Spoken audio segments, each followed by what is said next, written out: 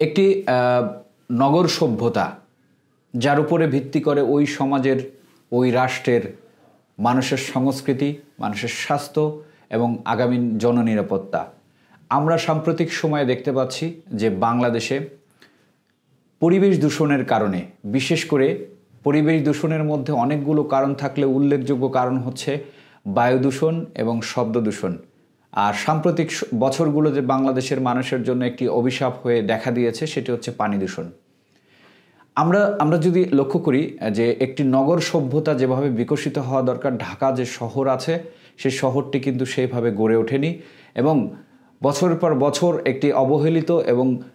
অপরিকল্পিত শহর হিসেবে আমাদের ঢাকা শহর জায়গা করে নিয়েছে এবং স্বাস্থ্য ঝুঁকির ক্ষেত্রে ঢাকা শহর এখন পৃথিবীর মধ্যে অন্যতম একটি দূষণের নগরীতে পরিণত হয়েছে। এই পরিস্থিতিতে যে সকল ঢাকা শহরের নতুন নতুন আধুনিক স্যাটেলাইট শহর গড়ে তুলছে বিভিন্ন আবাসন কোম্পানি এবং সরকারিভাবে,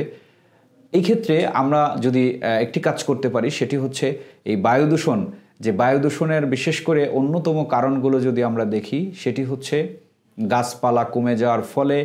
কার্বন নিঃসরণ বেড়ে গেছে এবং কার্বন নিঃসরণের মধ্যে আমরা যদি লক্ষ্য করি সেটি হচ্ছে বিভিন্ন রকম গ্যাস, পাশাপাশি ডিজেল, অয়েল এবং বিভিন্ন বাড়িঘর নির্মাণের ক্ষেত্রেও যে গ্যাসগুলো ব্যবহার করা হচ্ছে, ওয়েল্ডিং থেকে শুরু করে, এই ক্ষেত্রে আসলে এই গ্যাসগুলো আমাদের বায়ু দূষণের জন্য একটি অন্যতম কারণ। পাশাপাশি পরিবহনের যে সংখ্যা সেটি অনেক বেড়ে গেছে, যার ফলে আমরা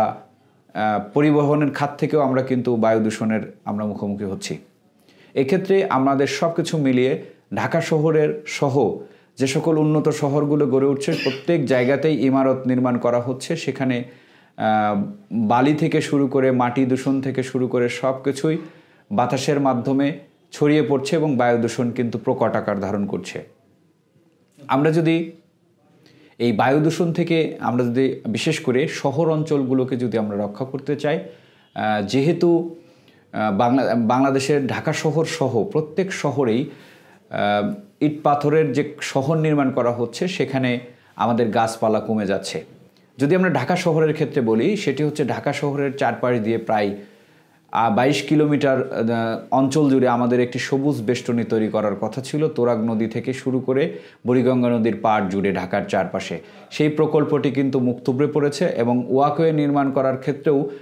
প্রচুর দুর্নীতি করা হয়েছে এবং ওয়াকওয়ের নির্মাণের পাশাপাশি যদি আমরা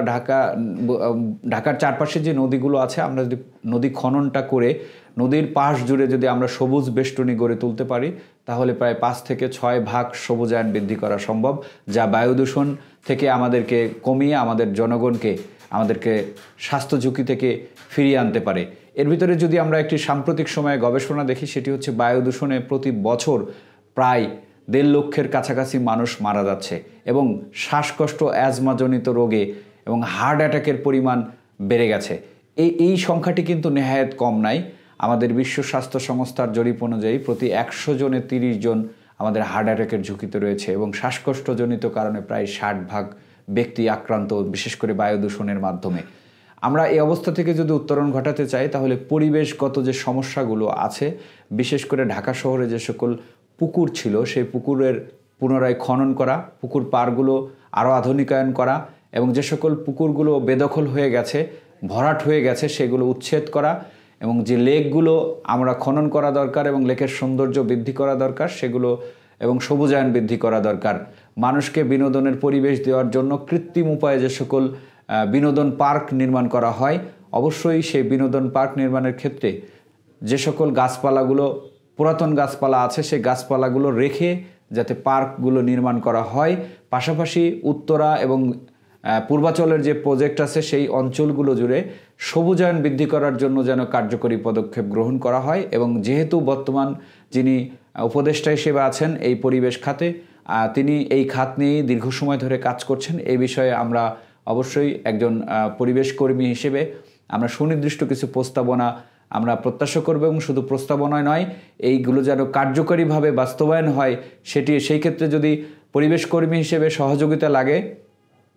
আমরা সবুজ আন্দোলনের পক্ষ থেকে সার্বিক সহযোগিতা করার জন্য প্রস্তুত আছি এবং যে সকল পরিবেশবাদী সংগঠন আছে তাদেরকে সাথে নিয়ে কাজ করার জন্য আহ্বান জানাচ্ছি।